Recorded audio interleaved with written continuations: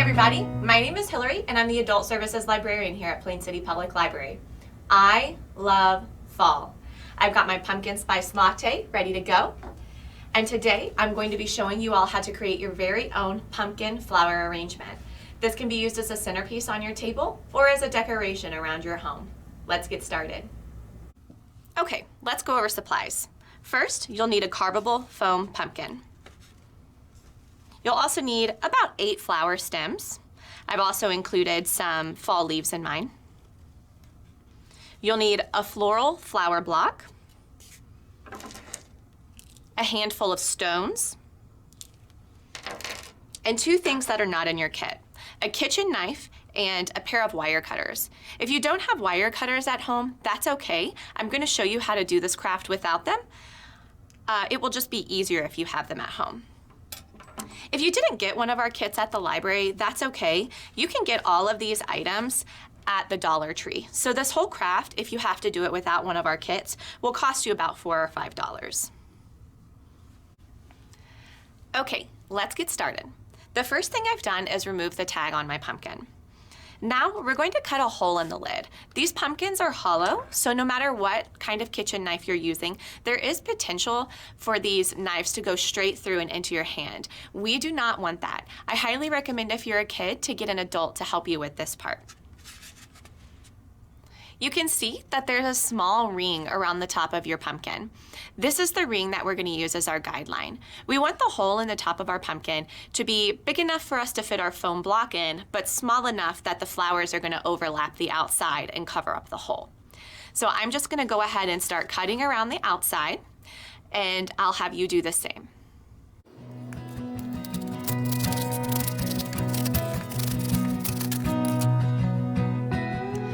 Now we have our pumpkin cut open, and now I'm going to show you what we use these stones for. You're going to notice right away that your pumpkin is very light. So what I'm actually going to do is put all of my stones in the bottom of the pumpkin so that it doesn't blow away in the wind. These just give it some weight so that when you have it on your front porch, it doesn't blow around. The next thing that I'm going to do is start to carve my foam block.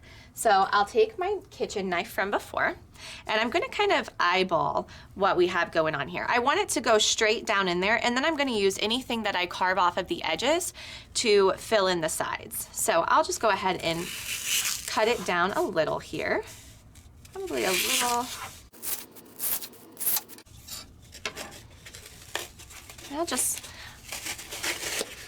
I don't mind to kind of just force it in. Okay, and now I'm going to take the ones from the edge, and I'm going to just shove them down in there with it.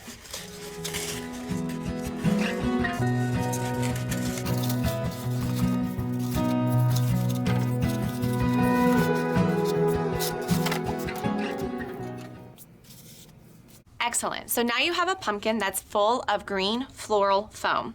The next thing we're going to do, which is the fun part, is we're going to start inserting our flowers into the pumpkin. You're going to notice right away that your stems are too long. And that's what we're going to use our wire cutters for. Now, before you start cutting your stems, you're going to want to push the green leaves all the way up to the top. My grandma actually used to use only fake flowers in her garden, and she said the way that it looks real is to have plenty of green, and people will never even question the pop of color. So push your green all the way up to the top, and then just trim down your flowers. And you'll stick it right in. I'm going to start by going around the edge and then filling in the middle. I like to put my larger flowers on the outside edge and put my smaller ones in the middle, or to just stick them in at the edge at the end. Now, if you don't have a pair of wire cutters at home, it's perfectly fine to bend your flower stems in half and squeeze them tight and then stick them in that way. It will work just as well. I would not recommend trying to cut them with scissors because it's going to be really hard on your scissors, and you're probably going to mess them up, and it probably won't work very well. So bending the flower stems in half works just as well.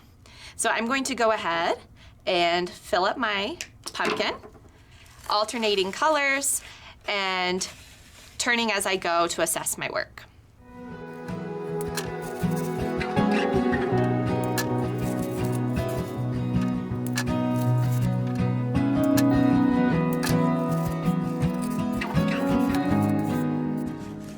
So you can see at the bottom here, I've pulled down this leaf in order to cover up a hole that I saw in the pumpkin.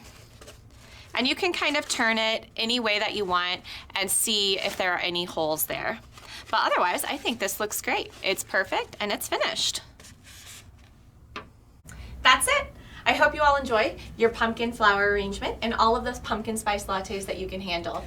I hope you all will join us back here for more library programs at home, and happy fall, y'all.